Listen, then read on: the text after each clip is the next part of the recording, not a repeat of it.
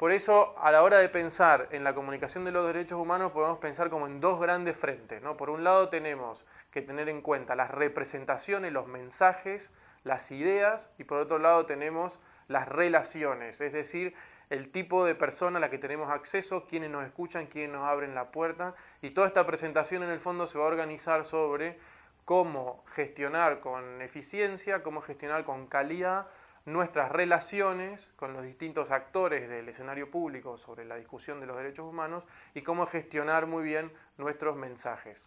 En la parte superior del cuadro podemos ver un círculo que incluye las relaciones. Después tenemos los contenidos y tenemos los ámbitos de trabajo, ¿no? Eso es como el eje sobre el que gira la comunicación. Relaciones, contenidos y ámbitos de influencia.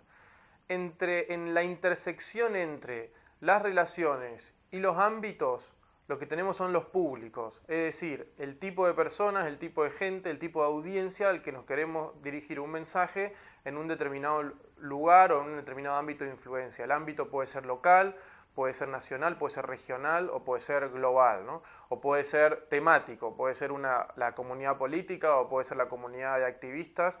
Entonces, entre el ámbito de influencia y las relaciones, las personas con las que nos queremos relacionar, el público al que estamos dirigiéndonos, tenemos entonces los públicos, que es uno de los ejes fundamentales de nuestro análisis de comunicación. Después tenemos entre los espacios y los contenidos, tenemos los issues, o los tópicos, o la agenda de los medios. No quiere decir cuáles son los temas, los contenidos que son relevantes en un determinado ámbito de discusión, en la agenda de la discusión o de la conversación local, en la agenda de la conversación nacional, regional o global.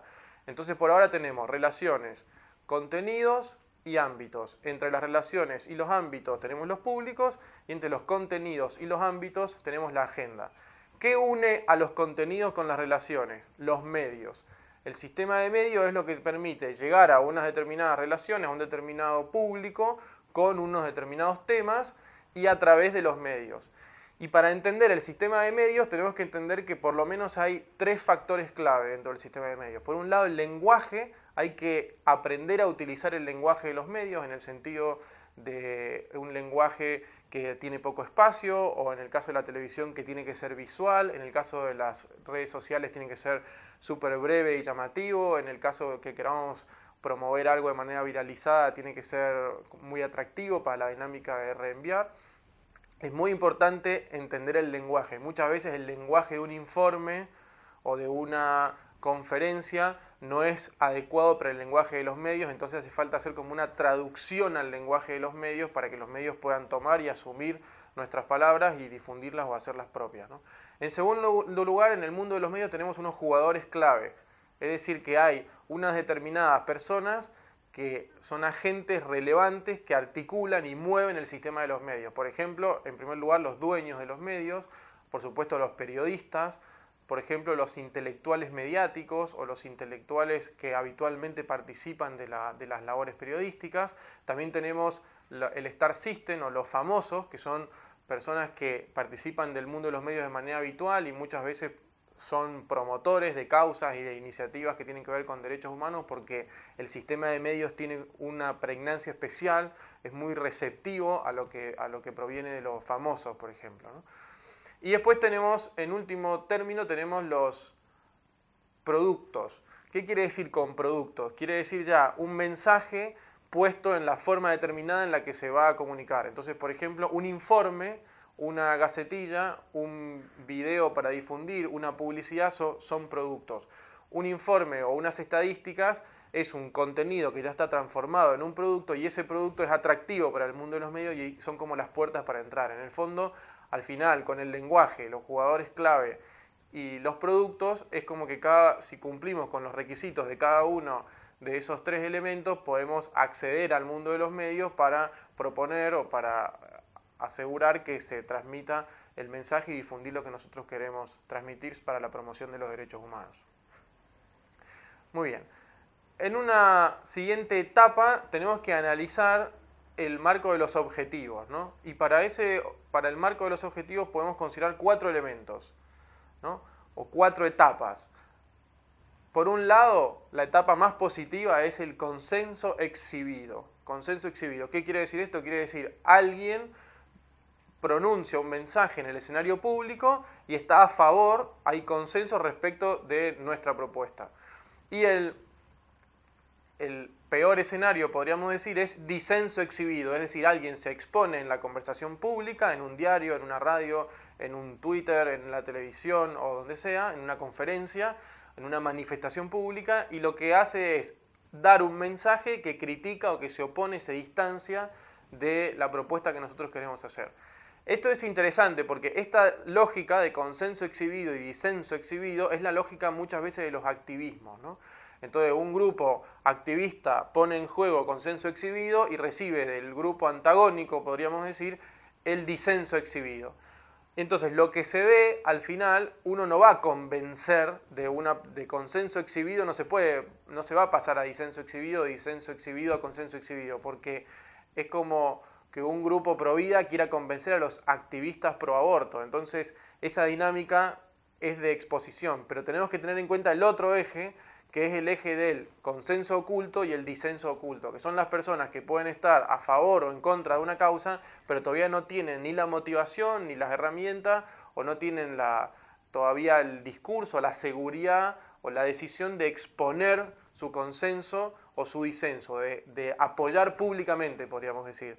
En un sentido microsocial se podría pensar en ponerle like a un video en YouTube o reenviarlo simplemente o difundirlo por un grupo de WhatsApp. Eso ya es como dar un paso hacia la publicitación, hacia la exposición pública de mi consenso, por ejemplo. O en el caso del disenso oculto es lo mismo, está en desacuerdo pero todavía no da el paso de dar a conocer ese desacuerdo, de participar de una marcha, de estar en contra. Entonces, en los objetivos de la comunicación, ¿qué es lo que tenemos que pensar? Que la exposición positiva o negativa va recorriendo gradualmente el camino de un polo al otro. Entonces, ¿quiénes son los que podrían llegar a defender una causa, pasar de consenso oculto a consenso exhibido? Y, por ejemplo, unas personas que están en general a favor, pero les falta información. Entonces, dar información sobre un tema, dar los argumentos, especificar datos, etcétera, consolida la posición de los que están a favor y los ayuda a pasar a la manifestación pública del consenso. Entonces pasa de ser consenso oculto a consenso exhibido.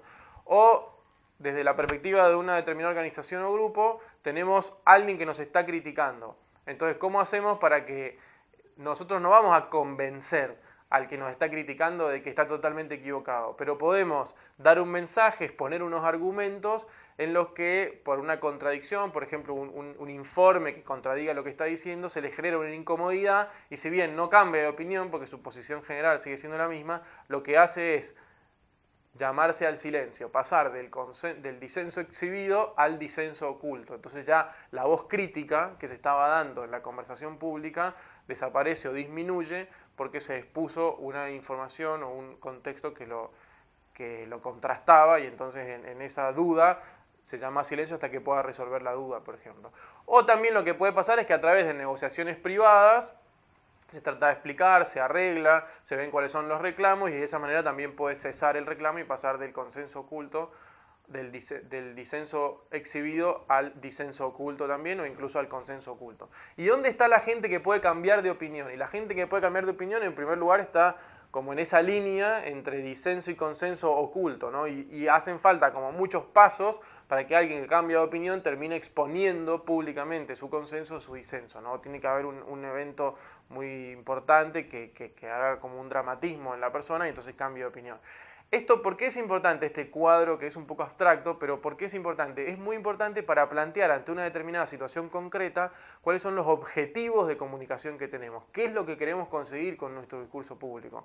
Porque si nos planteamos objetivos demasiado grandilocuentes, vamos a desajustar en la estrategia y no vamos a conseguir ni siquiera lo que era posible.